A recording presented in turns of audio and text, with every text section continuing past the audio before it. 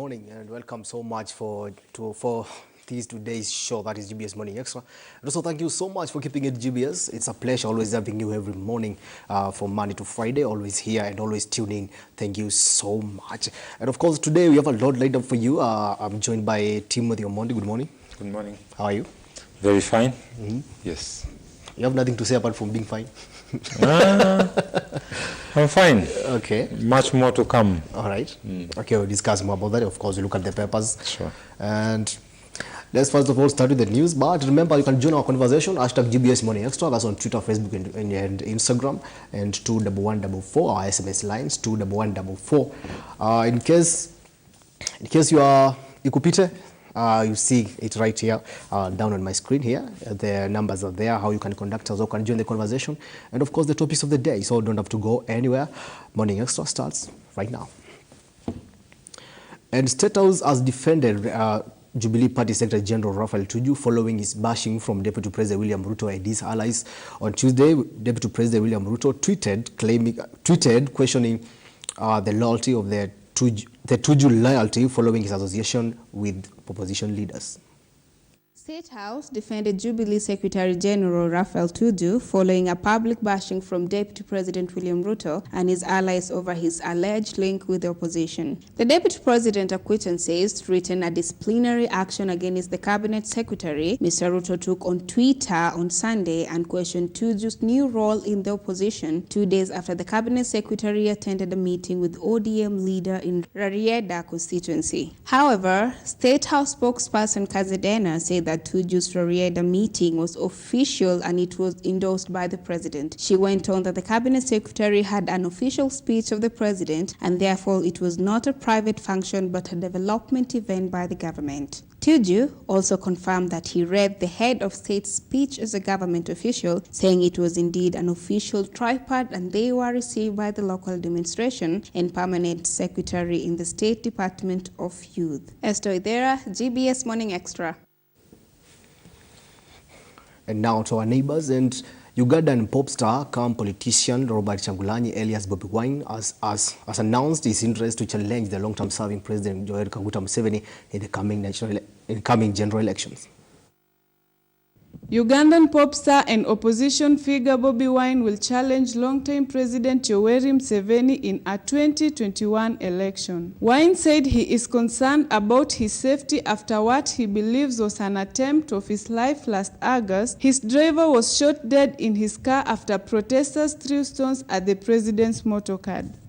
Wine's arrest at the time flickered protests in Uganda's capital, Kampala. The 37-year-old said he is fearful of harm from running for president because there has never been a threat to his regime like the threat we pose to it today as a generation.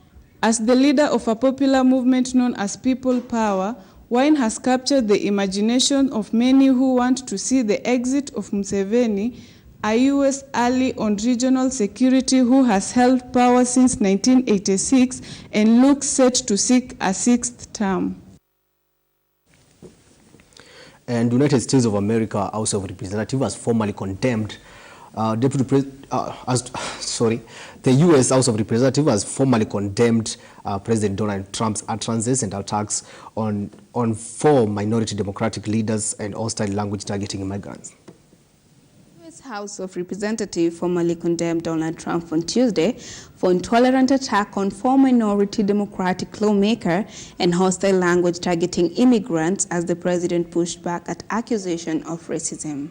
Top Republican leader rallied around Trump, but 4 members of the president party voted with the 235 Democrats to condemn him for racist comments that have legalized increased fear and hatred of new Americans and people of color. One independent lawmaker also supported the measures, which takes aims at Trump's weekend tweet telling a group of progressive Democrat congresswomen of color to go back to their countries. The resolution also takes the president to task for referring to immigrant and asylum seekers as invaders, Trump has a long history of pandering to white suspicious about other ethnic groups, and the resolution criticizes him of saying that members of Congress who are immigrant, colleagues who are wrongly assumed to be immigrants, do not belong in Congress or in the United States of America. Slamming the so-called vote as a Democrat con game, Trump urges Republicans not to show weakness and fall into their trap. While some Republicans members of Congress have condemned Trump's remark, House Republicans leader closed ranks behind the president. Esther Ithera, GBS Morning. And back home now, and Nairobi County government has given CBD building owners until 1st August this year to ensure that they renovate and repaint their buildings. The Nairobi County government will now take stern action against owners of properties within the Central Business District who will not have repaired their buildings by August 1st, 2019. The county government has officially notified all the property owners to comply with the county bylaws that require them to repaint their buildings after every 2 years. Acting County Secretary and Head of County Public Service Lebo Morintat, in his notice to the property owners, has warned tough legal action against any property owner who will not have complied. The property owners have also been given a blanket approval to improve all their plot frontages with approved concrete blocks. This is the area between the plot boundary and the road pavement. The notice has embarked properties within Nairobi CBD. And of course, that's all the news updates we have this morning. Remember to keep it GBS because we will be updating you on upcoming events and news. Of course, we have a couple of stories that we are following up for you, so don't have to go anywhere. Just keep it GBS. And now we shift gears to newspaper review. And we start with the Daily Nation. I'm with Timothy Omondi. You want me to greet you again? Greetings are for free. But when they are too much, they irritate also.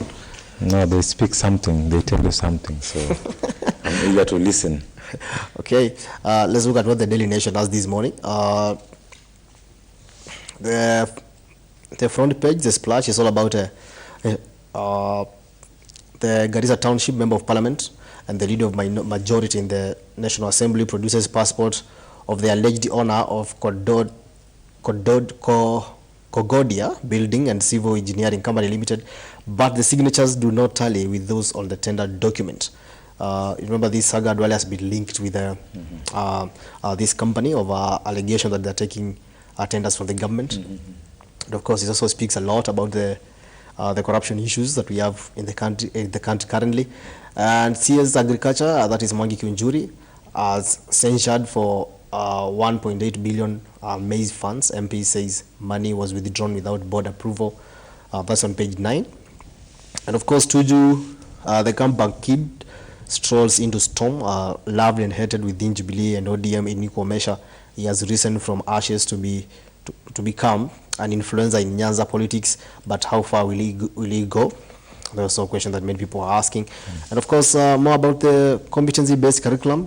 There's been a lot of questions about that. Also, Nation has also highlighted that. There's also another story here about the Cambridge Analytica again. We did not use dirty tricks in 2017 election, says Jubilee. Ruling party reacting to media exposed that it benefited from the services of the company associated with the controversial Cambridge Analytica, says it never went overboard and it only went for simple marketing assistance or branding assistance. I don't know which story we want to react first with, but we can start with the Dwale story. Yeah. That's a very interesting story because we are talking about close to 2.6 billion Kenya shillings, which is not small money. And if you look at the figures and how they are distributed among the tenders that were actually given, it's about road maintenance, most of them road maintenance, and you just wonder why such a huge amount of money, how such a huge amount of money can just disappear without trace and be paid under these mysterious circumstances. And Tom, I think I'll repeat something that I said here before when once I also came and we were talking about this corruption issue. You know, the issue of corruption in Kenya and the issue of public monies being lost is actually an issue that Kenyans now need to take seriously. Because, I mean, look at the Duale stories there. Now there's another story which would conjoin with that, the mystery of the 1.8 billion Kenya shillings, the maize scandals. And I think a few days ago, or is it 2 days ago, there was an illustration, a cartoon in one of the dailies, you know, talking about maize politics. And you just ask yourself, such stories, they build up very slowly and quietly. Of course, they make headlines, they're mentioned here and there, the media is following them up and highlighting them. Like the Duale story has been around for a while. You know, Duale has been evading the issue. He has not really come out strongly to comment on the issue. But it's a pity that Kenya still continues to lose such a huge amount of money. And to some extent, speaking from just a common man's point of view, it's becoming too much with these billions of shillings being, you know, siphoned every month. You know, you don't miss a scandal hitting headlines of billions of shillings, not just, you know, small money. And of course, the government is complaining that the wage bill is a problem. Yet we are misappropriating a lot of money. The wage bill is a problem, and remember the other day, you know, county government, county bosses, the governors, for the first time in the history I've never heard where governors actually took to the streets to protest, you know. But then they were at the courts the other day, and they went to protest that the national government has not disbursed the money, and that all the money that they had was just for paying the salaries. And you can only imagine that, you know, even as such things happen, still you can find such, you know, anomalies in a county, you know, in a county coffers where more than 2 billion shillings is being lost, like in this case where the Honorable Duale is being mentioned in these scandals. But it's a pity that such things are happening, but still we have our leaders making noise that they don't have money. Okay, it's a pity.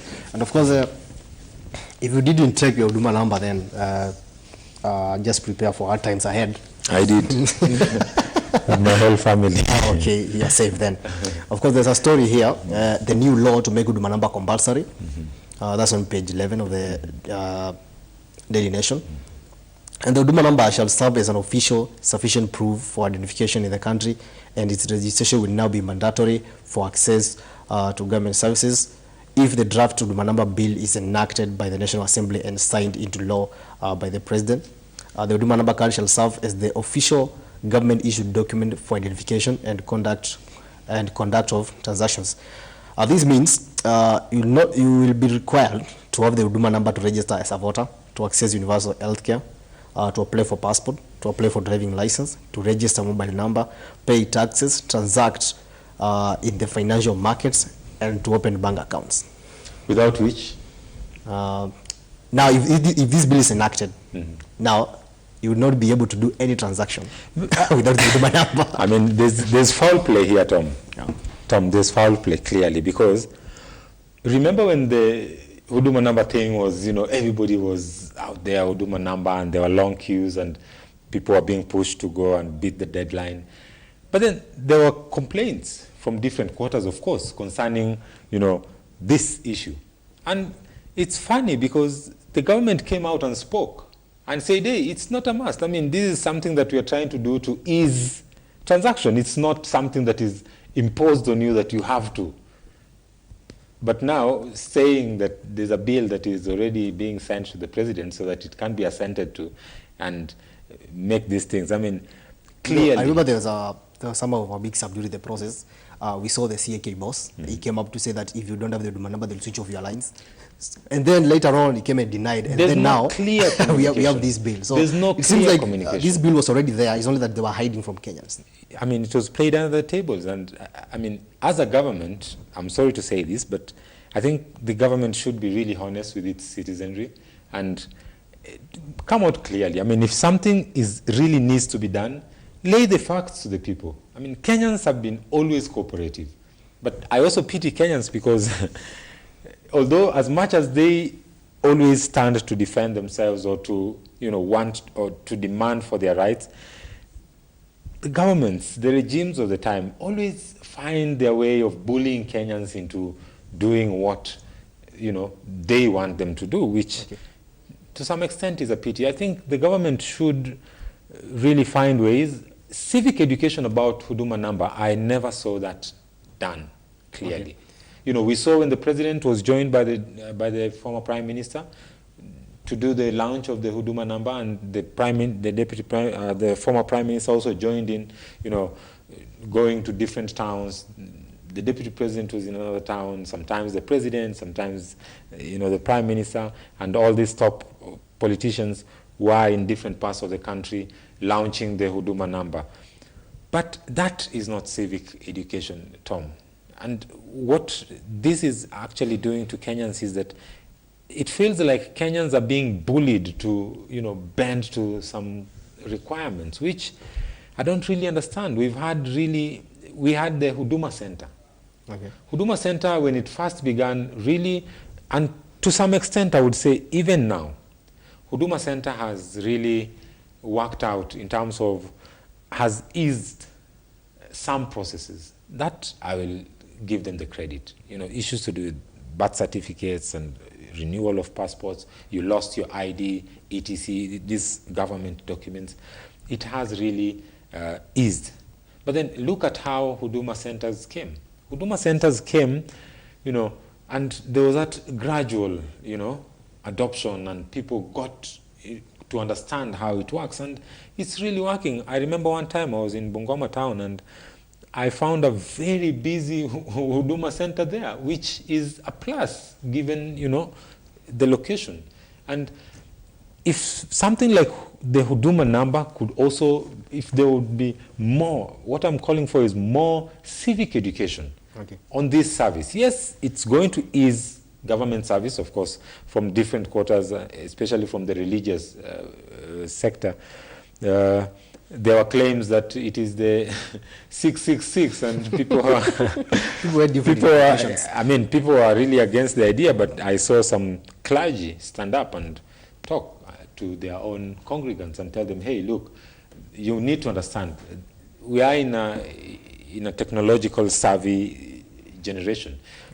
What you need to do is go get your Huduma number to allow the government to serve you better."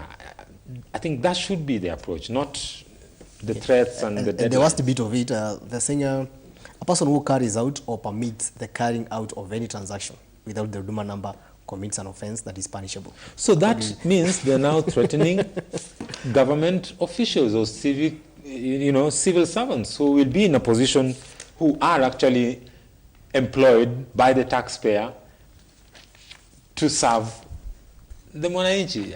That, I think, such things, that's why I'm saying, Tom, civic education needs to be carried out. I'm not satisfied that, Kenyans really understand the essence of this Huduma number. Some people may, me and you may understand that the ease of, doing transaction, in this digital era where it's through one card you can access all these services, your medical insurance or medical cover, your NHIF, your NSSF number, your bank account, and all this information. It is understandable. There are rumors that this was a scheme by KRA, maybe to tap in the tax evaders. But then, if you look at, if you look at, what KRA recorded last time, you realize that they've really flopped in terms of they did not meet their target by close to 1.3 million Kenyans. They were targeting around 4 million. What did they collect? They collected around 2 point something. I mean, That's a huge shot. And there have been ways of allowing the government or propose to the government to actually come up with in order to be able to bring in more tax or to collect more revenue. And Tom, clearly I think that is not the way. Yes, that is a way, but then with proper civic education, I think it can work. But with threats and short deadlines and so on and so forth, it really won't work as per se. Okay, and then another very interesting story here. It is now clear that men are more active than women on social media. I don't know about that. How active are you on social media? Men in Kenya are more active on social media platforms compared to women. A new study has revealed. The study titled "Social Media Consumption in Kenya: Trends and Practices" further indicates that male Kenyans spend more time on various social media platforms than women, with about 66% of spending between 2 to 3 hours a day. I don't know about that, but if they're spending time, to get news and other information, but I don't know. I really, who carried out the poll? They've not indicated who carried out it. It's a study. They just given the title. The social media consumption in Kenya, trends and practices. They say the survey sampled 3,269 respondents aged between 14 to 55 years from 8 counties drawn from Kenya's former administrative provinces. They selected Nairobi, Mombasa, Meru, Bungoma, Mandera, Trans Nzoia, Kisumu, and Nyeri. The report revealed that 61% of men use Yahoo, 67% of men use Twitter. Women at least use Twitter as a social media platform. The study further reveals that men use Snapchat the least as a social media platform, while women are most active on Snapchat. Snapchat. Do you use Snapchat? I don't know. I tried it once, but it didn't work for me, so I decided to stick to Twitter. Yeah, I think the more you stay away from these social, too many social media platforms, then the safer you are. I think with Facebook, Instagram, and Twitter and WhatsApp, I think one is able enough to communicate, get as much information. I mean, that's my take. I don't know about that, but that's my take. Okay. There's another very interesting statistics here.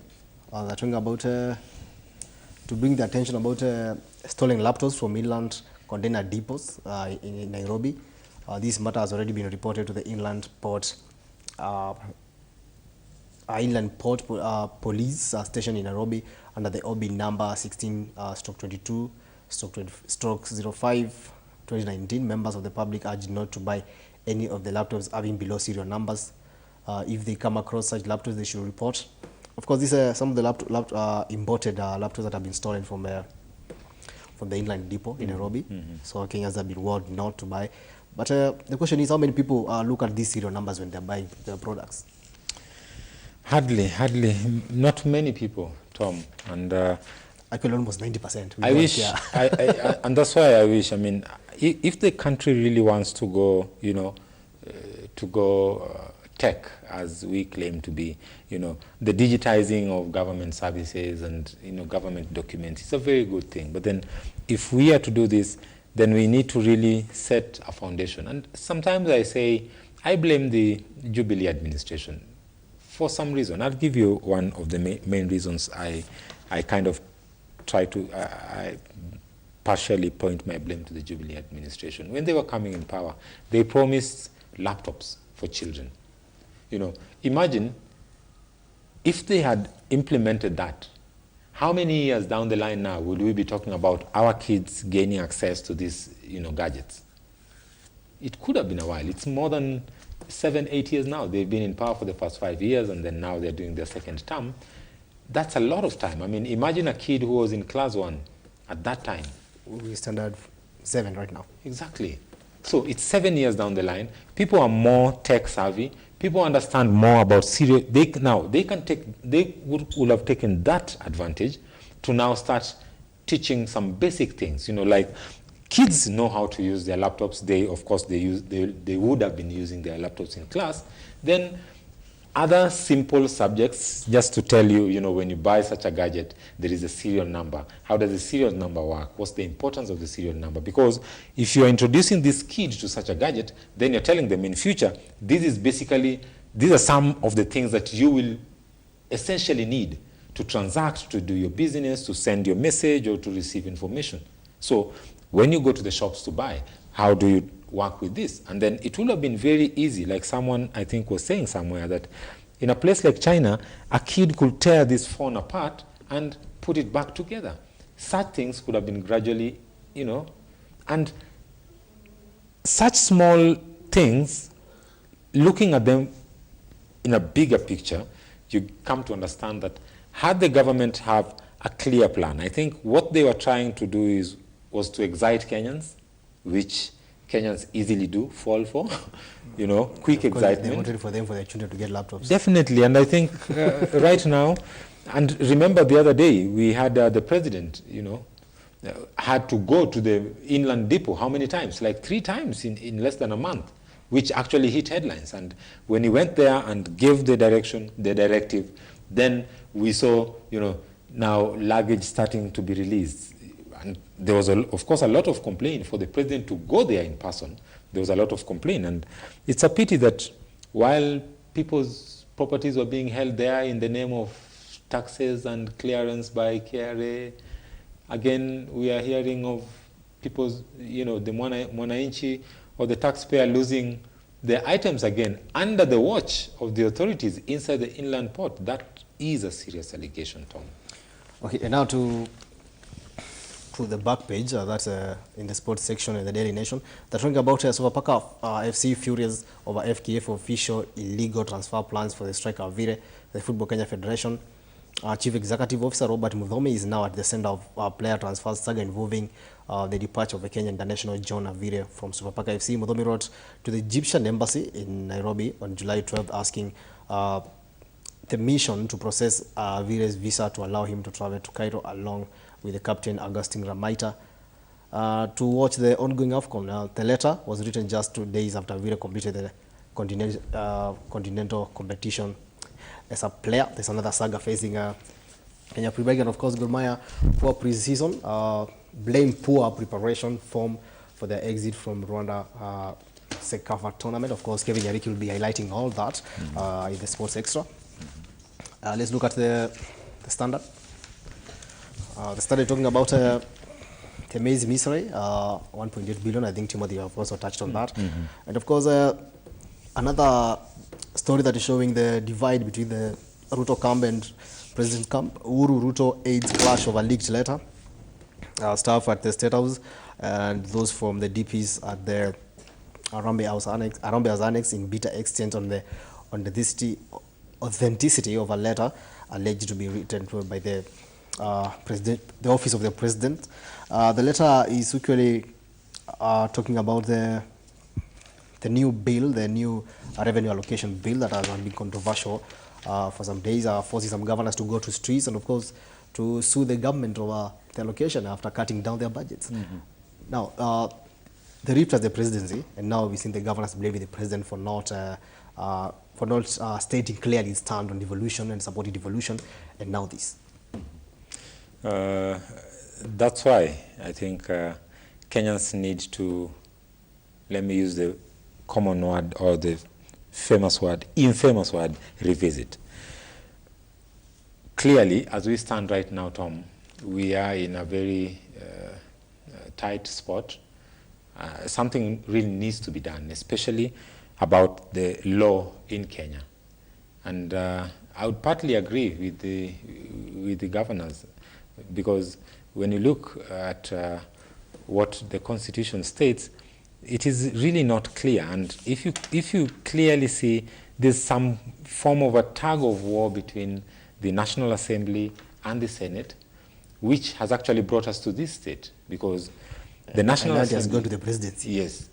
And you see, when we have a situation like that, and clearly the Constitution, as much as they tout for the Kenyan Constitution as one of the best constitutions in the whole world, of course there is a fusion of a couple of constitutions that gave birth to what we have in Kenya, but then clearly stating there are a lot of loopholes and a lot of areas that have not been clearly demarcated or clearly, pronounced in the Constitution. And that's why you see the National Assembly and the Senate keep having these tussles. There's no clear, mention in the Constitution. Yes, verbally and sometimes even as reporters we use this term, the upper house. So when we refer to the Senate as the upper house, I think we copied the governors in the United States of America, where the Senate is the upper house, and of course the House of Commons. But you see, still our Constitution does not clearly put that mandate to, clearly demarcate and say who is or who has superior authority to the other. Okay. And I think in a legislative environment or for legislation in the country, we at least need to have such hierarchy. I'm not saying the Senate should be or the National Assembly should be or the county assembly should be. I'm not saying that because I cannot advise on the same. But what I want to say is that there needs to be some kind of clear hierarchy to help the country in terms of when we have, say, a constitutional issue that or a legislative issue that needs to be worked on, then we can clearly move forward. But in this state, we'll continuously be in a stalemate, and we've seen some cases being taken to the court for interpretation, but still, they still remain to be a bone of contention, which is, I think, waste of taxpayers' money and time, because as long as the issue is in court and not decided, Tom, tell me, what will happen? Who will still hold the national or the central government accountable? How will the central government even be able to disburse the money if the National Assembly does not move and if the court does not give any directive? Okay. And now concerning the row in Jubilee Party, Gatuno Member of Parliament, Moses Kuria has warned Uhuru and Ruto that the discord could sink Jubilee even before 2022 polls. Mr. Kuria said while Ruto's side has intensified efforts to take control of the party as part of the political game plan to capture power, Uhuru is keen on handshake with opposition leader Raila Odinga. The MP said there is a strong feeling by Ruto camp that the deal between Uhuru and Raila Odinga, that's the handshake, was yet another scheme to sabotage his presidential bid. Ruto is so determined. Ruto is so determined, and it's good to be ambitious, But sometimes over ambition, I don't know at what stage we could say or we could term ambition as over ambition. But then I think this 2022 politics is becoming just too much for the country to bear. Okay. And clearly, I think what I can say as a citizen of the country and as a voter is that really we haven't seen as much as we expected. I'm sorry to say that even out of the handshake, yes, the handshake is something that was applauded, and in the words of the Right Honorable Raila Odinga, in his own words, he said, the handshake had an effect, not just in Kenya, but in South Sudan, in North Korea, where Trump and Kim, you remember the two leaders met and shook hands after the handshake in Kenya. So, but that aside, I think, Tom, we are yet to see, we are yet to see what this calm and, this political cooling of political temperature has done to the country. Yet still we have leaders who remain adamant and want to keep the political temperatures up there. And I mean, there need to be some time when people go to elections, the electioneering year. I mean, if it's a 5-year term, it's justifiable to politic at least 2 years or at least a year and a half. That is clearly understandable, because at least a year and a half before the elections or 2 years before the general elections, then the Electoral Commission... But I think also it has been a failure of the president, because as the leader of the country and of course the leader of the party that is in shambles, you should have called the poor PG and maybe tell these people, hey guys, we need to cool down on this and let's focus on this. But instead he has chosen to maybe to shout at them on political rallies. And of course, we saw when he was speaking in Kasarani, how he said it. And of course, it's not the first time we are seeing that. There's a time in Kitengela while heading to Tanzania. He's also bashed his deputy in front of him. And of course, I don't think the leaders have chosen maybe the public forums to discuss the in-house affairs. But you see, Tom, that speaks volumes, not just of the president, but of the party as a whole. Does the party have a leadership? I mean, if you have a leadership, the president is not just the Jubilee party leader. He is also the president of the Republic of Kenya. And even through Kanzedena, the spokesperson, he has mentioned this several times. Hey, this is not time for politics. Let us serve Kenyans. We are here to do work for Kenyans. And as much as we have our own political issues, it's not always politics. He sent that message several times. Remember the Kasarani outburst? Yeah. When he blasted, those people who thought that they had control over him. Clearly shows you that the president knows exactly what he's doing. And him not, agreeing to sit down with the PG and addressing the issue means that there is some form of misconduct, I would say. There are some MPs or there are some leaders within the party that cannot be controlled, and we've seen that because right now as we speak, the Jubilee has about 5 factions. I had about 5 factions. We have the Wanjiko something, we have the Kieleweke, we have the Tanga, and there's some 2 other factions that popped up the other day. The Embrace and the Women Wings. Exactly. And you look at such a party, then Tom, even as a leader of an organization or an outfit like that, you can clearly tell that the president knows the intent. He must have read the intent of those people making noises within the camps. And in that, I think Mr. Uhuru Muigai Kenyatta has chosen deliberately not to enter into that miry clay, because if he attempts to enter there, I foresee a situation where they are actually going to suck him into that, politics, and he will not be able to focus in his work as the president. So to some extent, I agree with the president that if people have issues with 2022, let them wait for the electioneering period. Let them not drag the president into this. Okay. Let them play their own, game and give us some breather, for crying out loud. Okay. Well, thank you so much for joining us. That has been a wrap for Super Review. Asante sana. We're now taking a quick breather. When we come back on the other side, we're talking about the Christian Leaders Fellowship that's going to go down from 28th this month. I think it's about 10 days to go now. It's about 10 days. It's only 1,000 bob, and you'll be there accommodated for everything for about 4 days. So we'll be here to talk about more about that fellowship, and of course what it entails and why you need to be there. So don't go too far.